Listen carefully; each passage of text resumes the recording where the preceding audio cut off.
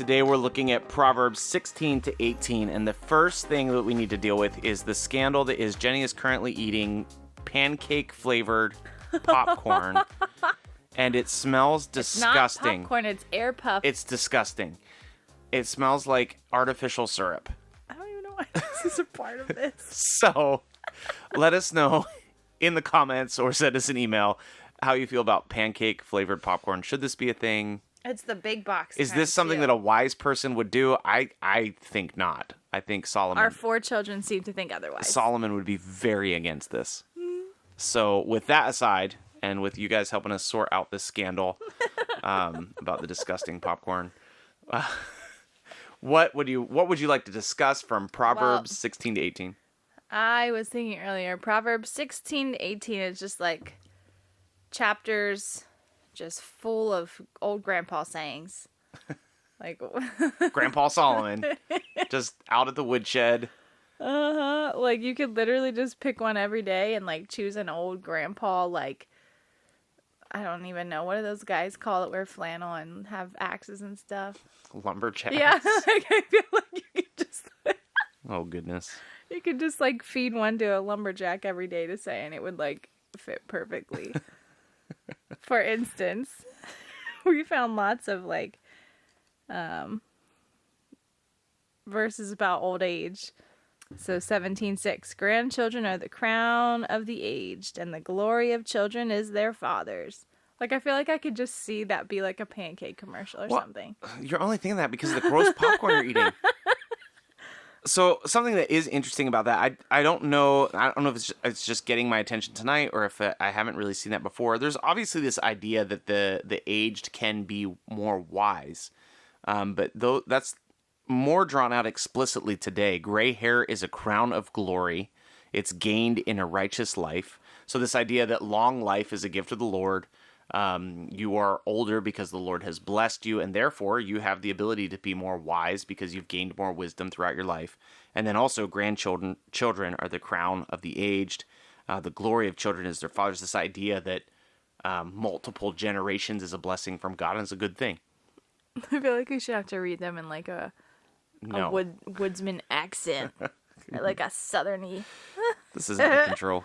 Well, like another one, for instance, like I just find it, I'm like, yep, that fits too.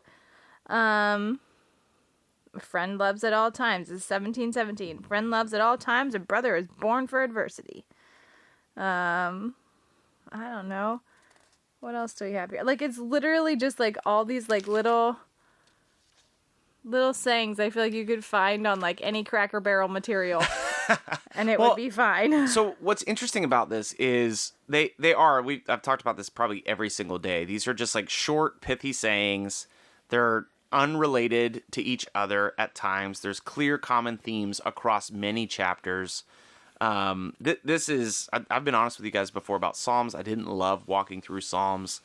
I don't love walking through Proverbs. I know there are people out there, probably some of you love reading Proverbs because I think there's 31 of them, so you can read a proverb every day, and people love that. I just think they're so difficult for me. Well, okay, something that's interesting. There is like a little bit of a thread that at least I think I sort of saw.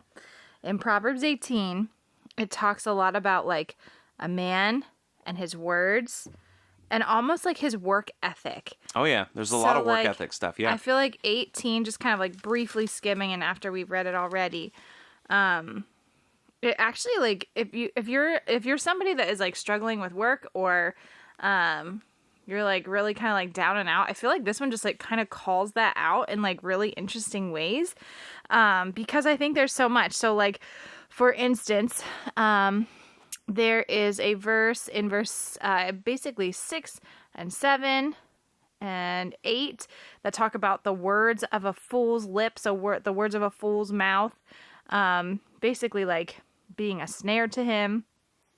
Whispering is like delicious morsels. They go down to the inner parts of the body.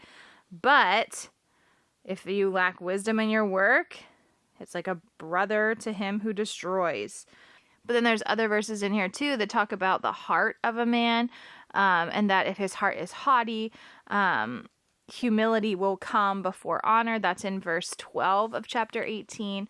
And so just like it kind of like examines the heart and the words of a man. And in my mind, I like automatically think of like the workplace, because that is like where men are and they thrive. And when they're in not a really great place, you can see how it just kind of like spills over in these terrible situations. But the opposite of most of what this is saying is like if you don't do these things, like you will be much better off. Like it will be much better off for you. Things will go well, or at least better for you. Yeah, like one of the ways to seek wisdom sometimes is to hold your tongue, to wisely work hard, to honor the Lord. I think it's Colossians 3. It talks about like in whatever you do, work for the Lord and not for men. That's wisdom. One of the things that stuck out to me, this is chapter 16, verse 26. A worker's appetite works for him. His mouth urges him on. It's kind of a unique thought. We've talked a lot about caring for those who are poor, providing for those who do not have. One of the things you will find in Proverbs is this kind of not competing, but like supplementing idea that is laziness is also a significant problem. You're talking a little bit about work ethic. It's the same thing. People that are hungry, sometimes it is helpful for them because it drives them to want to earn and provide food. And so that's not the first time that concept has popped out in Proverbs. That will continue to pop out. So I think that's kind of a tension that we manage as believers, like kind of the age-old question, like, do you just give cash to everybody on the street that wants money? We are supposed to provide for those that have needs. We're supposed to care for people that are without. I think as the theme of Proverbs is wisdom, there is wisdom and discernment that is necessary there, because Proverbs also teaches, the Bible therefore also teaches, that when you're hungry, you should go to work. And if you're not able to work, I know that it's not that easy all the time. Not everybody can just go get a job immediately. But part of what the Bible teaches is there is individual responsibility, and we do need to put forth effort to provide for our families or for ourselves.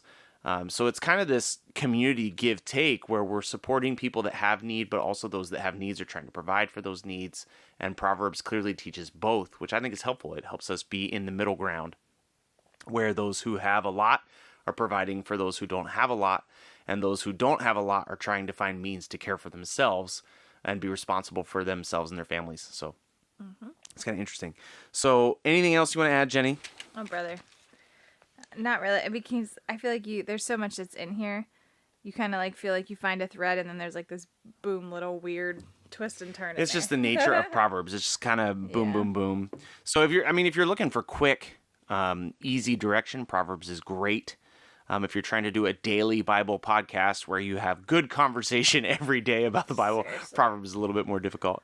I guess I could add one thing. Chapter 18, verse 22, he who finds a wife finds a good thing and obtains favor from the Lord.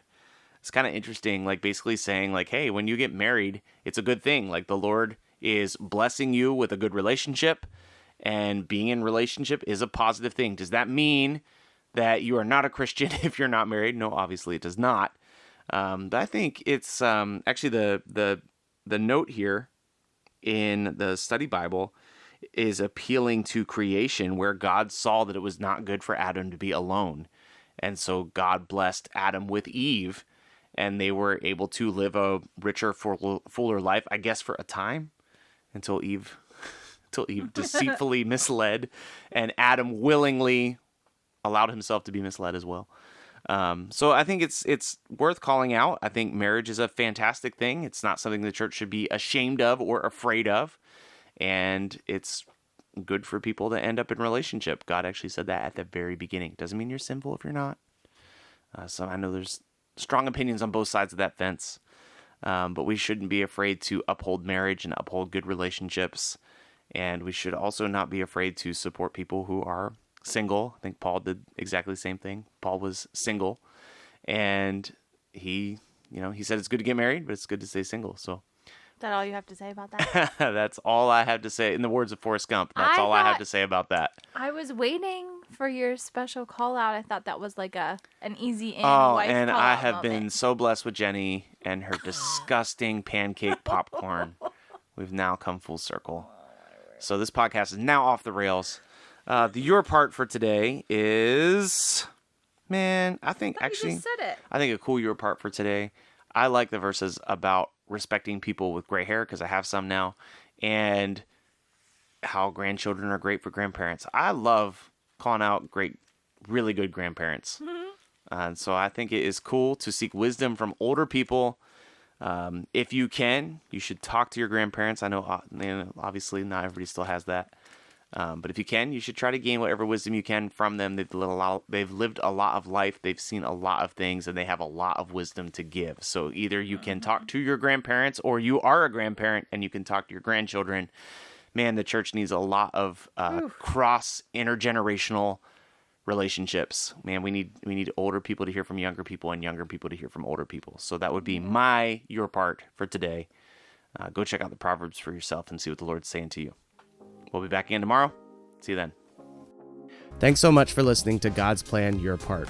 If anything stuck out to you, if you have any questions, or if you'd like to receive a Bible, you can email us at godsplanyourpart@gmail.com. Also, if you're enjoying the podcast, please consider supporting us through the link in our description. We love that you're on this journey with us, and we hope you have a great day. See you tomorrow.